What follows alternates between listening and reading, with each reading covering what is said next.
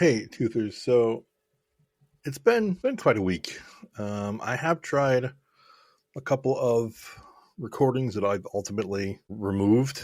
Been having a difficult time really trying to understand how best to take in everything that's happened, take in uh, what's been decided for the country and how we got here. I've been seeing some calls for, essentially a stop the steal sort of movement, but realistically, it's starting a little slower than what Trump pushed during the last election.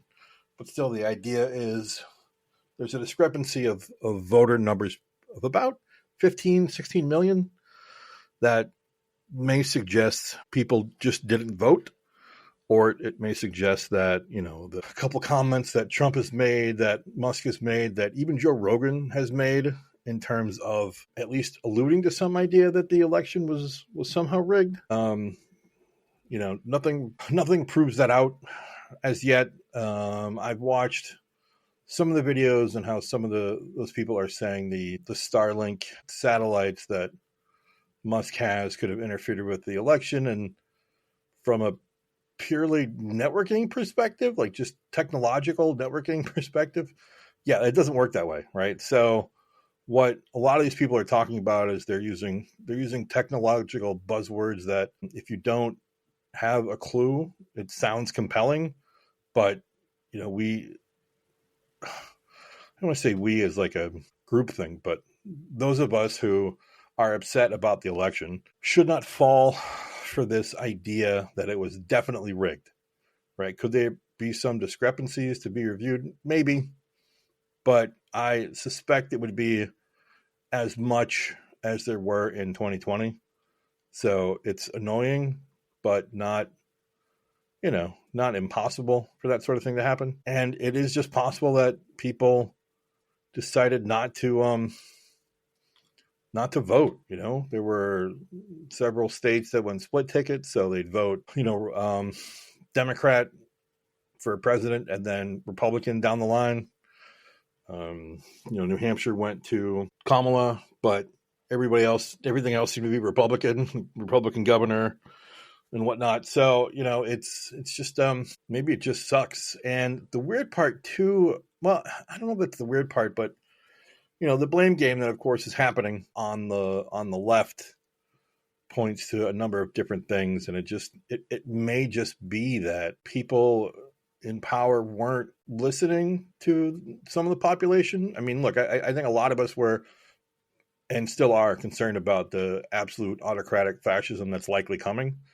And for the people who don't believe that that's coming or don't believe that that affects them, their minds are cleared to then think only on, well, what else politically is a problem for me, right? And whether that's specifically being racist or misogynist or anti-trans, or maybe it's just about the economy, right? It seems from what's being suggested kind of around the pipe now is that a lot of people just, rents are too damn high. And from a economic perspective, the economy is improving. We're starting to actually see an upturn, but it's not reaching people, on the street, so to speak. So a lot of us aren't seeing the relief or seeing that improvement that is being suggested, even though there are definite signs, but nothing else has gotten better, right? Like the levels have changed for tolerance, but for us, we're still just getting screwed. So like I get the impetus for that sort of a mentality, sort of the kind of what it means to people emotionally. And, again, I think it's that idea that maybe they don't believe that it's going to be a problem, or, I've seen interviews with Latinos talking about how, they're not the people that Trump's going to go after. They're not the bad illegals. They're not the bad, non-white people that are going to be gone after. And you know what? I hope they're right. I don't know what they are, but I hope they are. It'd be nice if not everybody is going to get screwed by this particular situation, but we don't know yet. But, from looking at what the different people that are being appointed to these cabinet positions and other pseudo positions and the way that they're trying to push certain people in without confirmation hearings and without a real good plan on, a transitional plan, which I guess is technically illegal. That is a concern. So it just seems like we're already starting to see a lot of the things we didn't want to see, for those of us who were aware of things like Project 2025, and for all the ways in which Trump just told us he was going to be a fascist. He was going to be a dictator. He wants that power. He wants that level of prestige and position. And, a couple of people I watched, they're already talking about how, if you look at it kind of holistically, Trump wants the power and the payments. He wants to make it lucrative for himself, but otherwise, other people can do the actual work. They can do the heavy lifting as far as, what's going to go on a day-to-day basis. And he'll come on, he'll do his speeches. He won't care, right? It'll be, it'll be a problem. I am still expecting a problem. And I am still hearing, by and large, people talking about the next election, right? Or what happens during the midterms, as though we're just going to believe that with the Project 2025 plans, all the fascism stuff I just mentioned, they're not going to just make it not a thing. You don't need to have elections. They've already been gerrymandering. They've been gerrymandering for decades, right? One of the things that's really unusual about this election is that Trump is the first Republican to win the popular vote since George W. Bush 20 years ago, right? Which should tell you something about their politics in general. Not that it matters right now, but so it's just the trying to kind of come to grips with what is happening or what is going to happen, and trying to do our best to face that, to deal with that. And I think one of the reasons why I'm not ranting and raving and raging like I have been, it's kind of multifaceted. I think the last post, right, the last episode or whatever, the last session, where I basically talked about, does truth even matter anymore? I still believe it does, but by and large, what am I hoping to accomplish from this? And a friend posted, really just to kind of keep up the fight. And what's weird about that is, not that specifically, but just that I started running into more of that concept, random meme about, if you fall, remember why you got up in the first place, or something around that.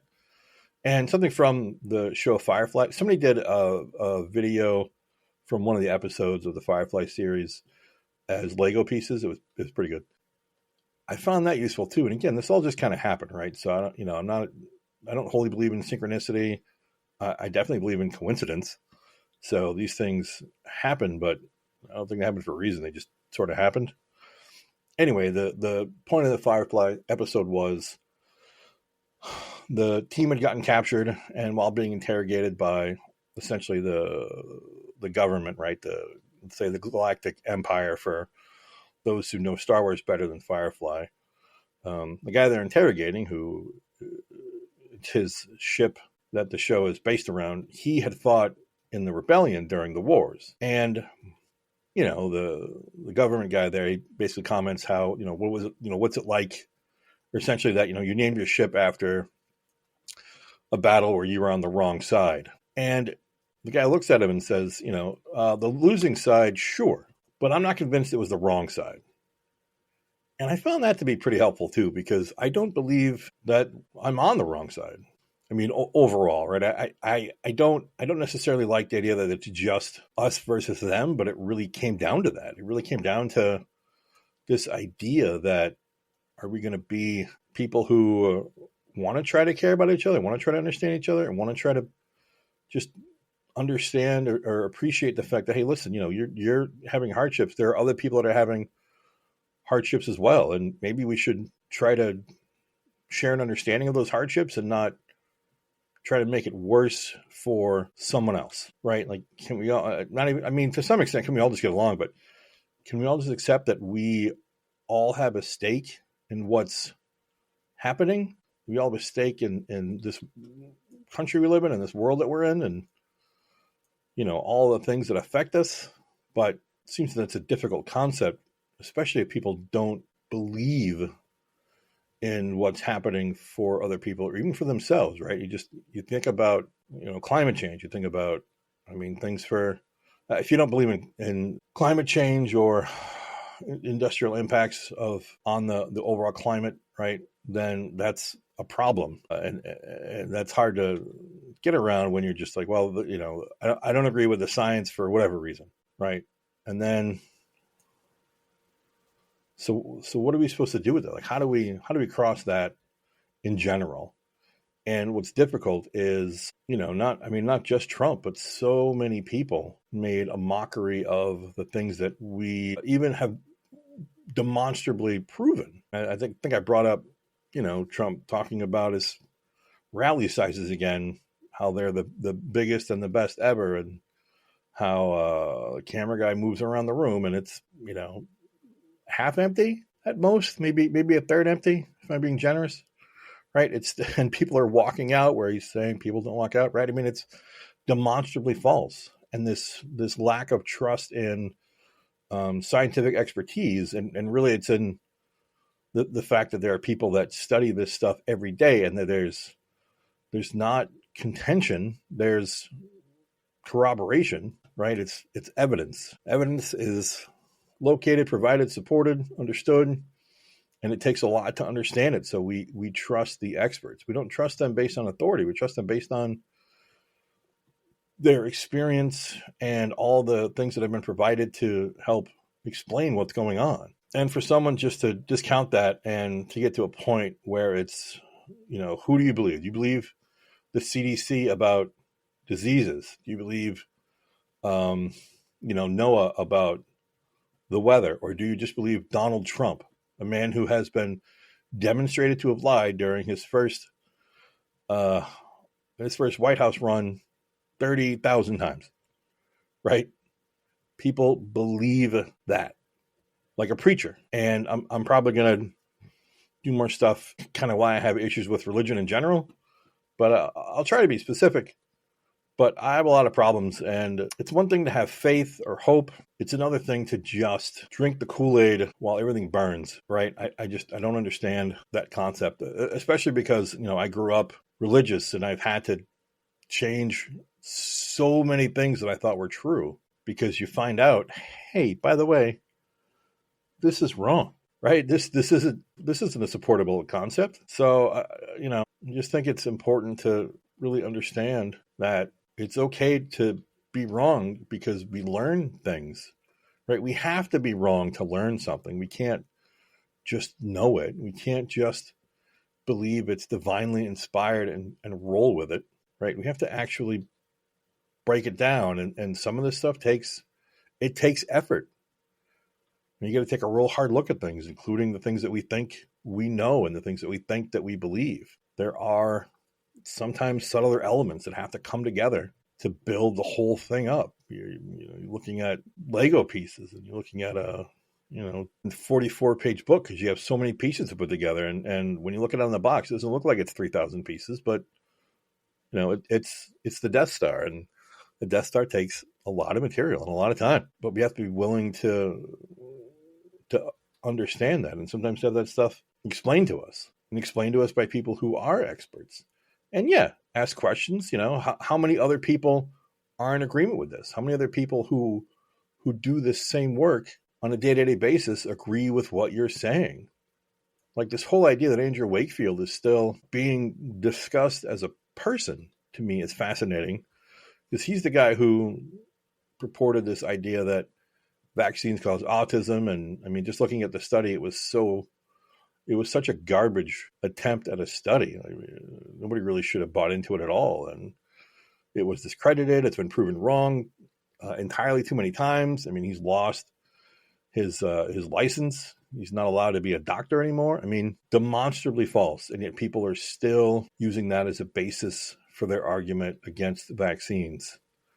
And it's not And some people are saying, well, it raises doubt. It doesn't raise any doubt because it was a lie from the beginning. It was never a valid argument to start. And unfortunately, we tie so much of our ego to what we know or think or believe. Yeah, I mean, I definitely get heated, and I definitely think that I know more than people on certain topics, but because I've taken the time to look into the topics, and I have a metric that still really focuses as much on people and necessarily just, like, okay, so the information says this. What do we do with that, right?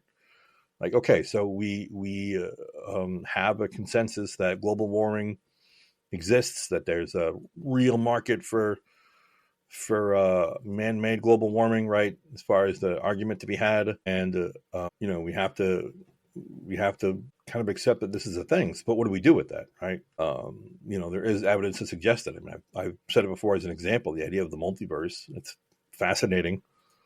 And I guess mathematically there's ways to kind of prove that it exists or that it works, but I need some pretty good evidence to support that idea, right? Not just because the numbers say it or physicists say, oh, the math works. Like, okay, cool. Where's my portal then, right? Show me this other universe. Like, what does that mean in some detail, and how can we actually verify that, besides all agreeing that 2 + 2 = 4 here, but in another universe maybe it's not even 2 and 2, maybe it's some other symbols that are used to divine aspects of reality, right? It's just I need more sometimes, and I think we all should be willing to accept that we need more, but we also have to accept that if more already exists, and especially if there's been a history of more that's been developed and improved upon, and even changed, because science is not divine revelation, which is good, because divine revelation is nonsense, right? That's not a thing.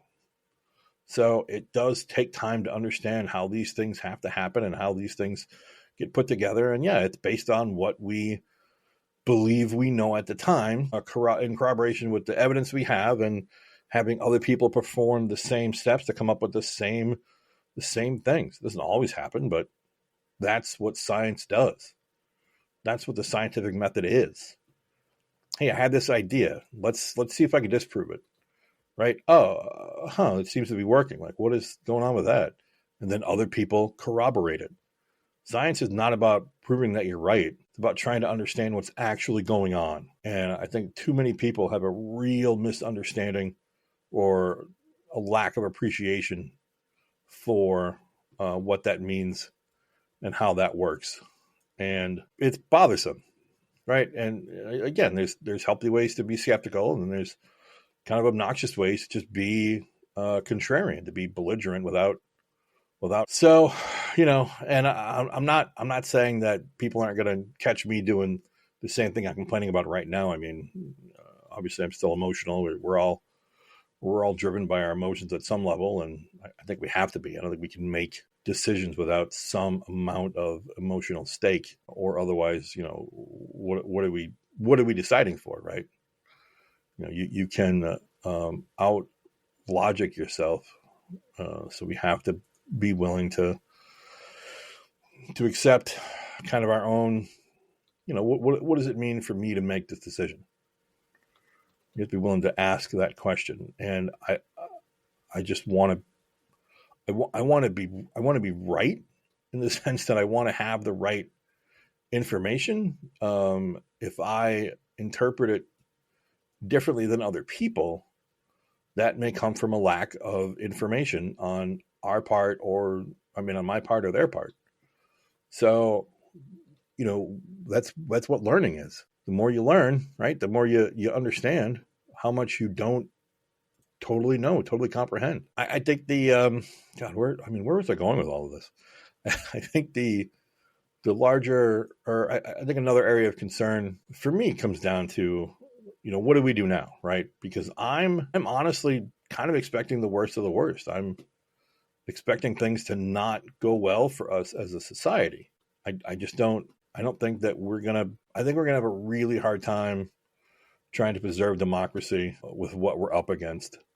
And I've definitely raged online at people I trust, at people that I like talking to online or watching online, where they're just, oh, we'll deal with it later. We got to find a way to communicate better. We got to find a way to reach people. And even watching, I'm trying to think, was it the Daily Show or Seth Meyers? One of the bigger shows, right? One of those shows where showing the fact that there are a number of Democrats who decided that, oh, well, maybe we should start talking like Republicans. We should start talking about the fact that we have guns and that we should be worried about the border. And I don't want trans kids playing sports. Like, what are you talking about? So, I know that Bernie's gotten a lot of flack for saying that Democrats gave up on the working class, but it seems like there are a number of Democrats that gave up on kind of the central messaging about being progressive. And look, this whole thing about progressive and about political correctness, I mean, it's all just a way to confuse people. I think for people like me, it's just how to be polite, how to be a person, right? How to accept that there are people out there who don't live the way I do. They're not wired the same way, and they're not wired in a way that is bad. It may be a way that I don't understand or always agree with. As far as trans, I mean, I think I've said before that my initial response with understanding some of what it means to be a trans person, it actually makes me kind of nauseous. That's just an initial gut reaction. That doesn't mean I don't think that they don't exist or that they aren't allowed to exist or that they shouldn't have rights.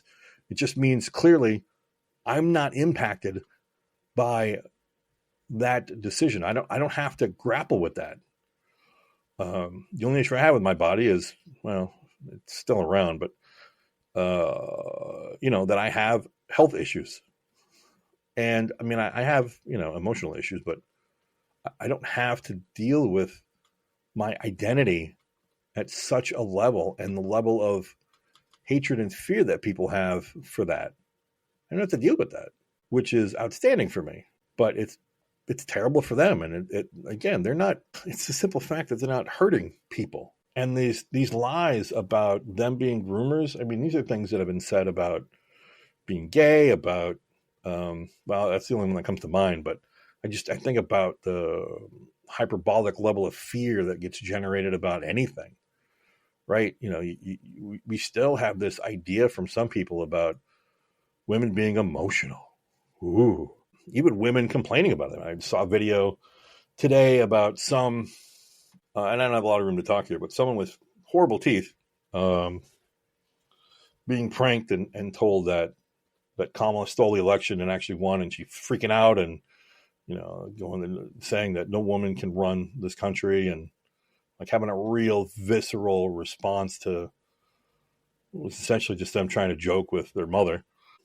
But it's still, why can't women do that? Like, I don't understand that logically. And it's probably, and I mean, I already talked about this, but it's probably from being around women most of my life and seeing the failure of being a male in this society and how easy it is to not have to be, I don't know, being held responsible a lot of times for being a guy. And I'm sure I'm just, what's the word? I'm limiting it. No, that's not right either. Diminishing it. I think maybe I'm diminishing it, but it just seems, the world was made for, this country was made for white guys. I mean, let's say that. I think that's a pretty safe bet. The fact that women couldn't have their own credit cards till the 70s is fucking ridiculous, just as an example. Or that they couldn't, no fault divorces weren't a thing, or that domestic assault wasn't a crime for a long time because women are property.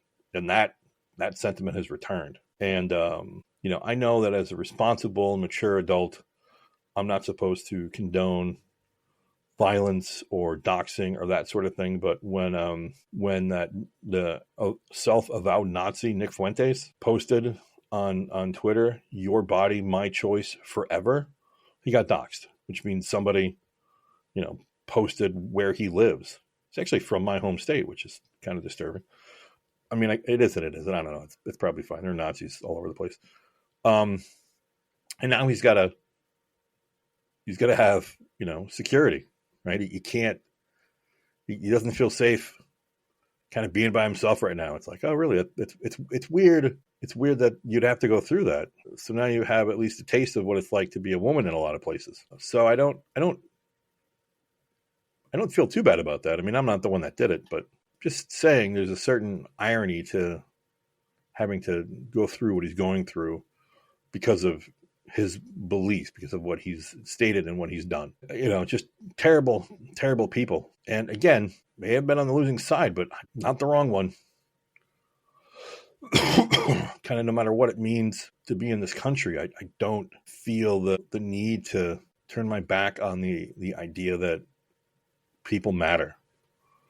And I'm not trying to virtue signal for when I don't think I fully understand what that term means, but I think that it matters to support people how you can, and I don't think that we're going to get anywhere by. And this is one of the areas that I do agree with on some of the talking heads that I follow, but I'm not going to get anywhere telling them that, oh, the economy is great, okay, or and honestly, I did think that fascism is going to be a real problem was a good argument to have, right? To provide, like, hey, we're not in a good spot. This is going to be a problem, but I, like everybody else, was wrong. Either they don't believe it or they don't care, right? They like the idea because they're convinced that Trump is on their side, and the fact that he's appointing so many people who are diametrically opposed to the offices that they're going into is pretty compelling. The guy he's tapped to run the EPA has sued the EPA many times.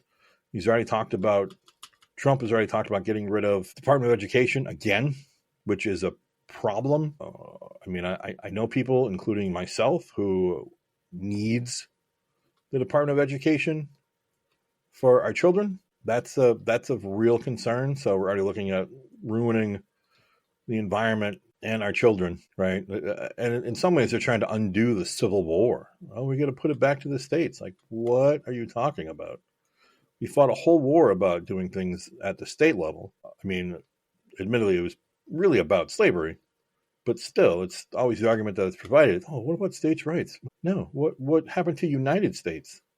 Now we're just contiguous states of America, and then the other two. Is that where we are now? Is that what we're going to do with this reality we find ourselves in? Like I said, I don't have a ton of hope, but I have a ton of rage, and I think it's important to become more educated on what is going to happen. So I'm going to have to probably crack out Project 2025 and give that a read through, which sounds delightful. Hitting highlights, even at the chapter level, has been compelling, but not a full sort of telling of what's coming. But they're already starting, and they still don't care. So I just think that we're in for a world of hurt, and we don't know. We don't. I mean, I don't think any of us really fully comprehend or can comprehend. I don't think we have enough information to do that. But in terms of what is going to be our situation kind of going forward. So there's a lot that's still to come for us, and they're, given the petty nature of the president-elect, those of us who disagree could be in trouble, could be randomly in trouble. And it doesn't sound exciting, but you look at how other countries have fared lately, and it's tough to just sit back and not want to do something. So I'm going to try to post more informational things, more things on how to help, more things on who to contact, because we can try and fight all we can within, the rule set we've got.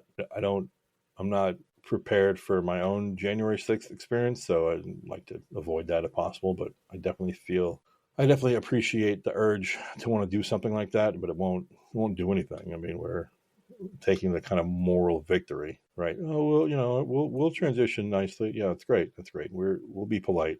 We voted away our rights, but we'll play the moral high ground because that matters. I mean, it does, but it only matters to us. Doesn't matter to them. They don't care. They won. So, when you feel that despair, that rage, remember why you have that rage and why it's healthy, why it's good, and why we need it, and why you want to keep fighting. For yourself, for your kids, for each other, whatever. Find a reason to fight and to try to help those you can help. I don't know. I think that maybe all I got the strength for today. It's just, like I said, it's been a weird week. Some of you are already aware of it, but I appreciate all of you who are listening, who are providing feedback, who are trying to keep me inspired. No, I mean, not just to keep doing this. I mean, just to keep going. Sometimes we run out of reasons to think it's worth the effort, but it is worth the effort